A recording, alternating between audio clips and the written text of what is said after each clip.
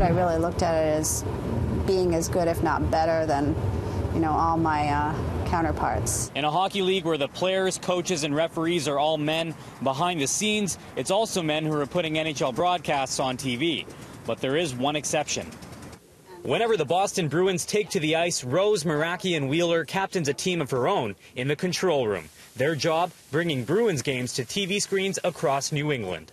Meraki and Wheeler is the only female director working on NHL games. Having studied dance in college, she's always had a passion for live performance and sees her job as just that. It's a form of creativity, really. And basically what I cut is what the viewers see at home. Her journey to where she is now wasn't an easy one. It began back in 1984. I was 2 years out of college, and I got into television as a receptionist. It was for New England Sports Network. It was also their startup year. I didn't really want to be a receptionist at the time, but it was a job, and I was like, okay, great. And at nighttime, I used to hang out and, watch all the productions. Persistence paid off, and within a few years, she was directing college sports. She has now directed Bruins games for the past 21 years and says for generations, having a female in her role was unheard of.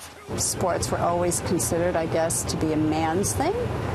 It may have taken me a little longer than it might have taken a male, but for the most part, I've always been supported and encouraged. And as the years go on, she's encouraged to see that women in her profession are no longer a rare sight. Today we have a few women on our show, as a matter of fact, in key positions, so in those days that wasn't the case at all. But regardless of who you are, Meraki and Wheeler says her job just is not for everyone. She spends a lot of time traveling for away games like the ones they play here in Vancouver, and that means time apart from her family and the comforts of home. You probably work anywhere from 12 to 15-hour days.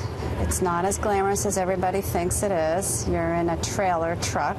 But if being on the road means paving the way for more women to work in what was once considered a man's industry, there's nowhere else she'd rather be. We love it, we all love it. In Vancouver, Travis Prasad, City News.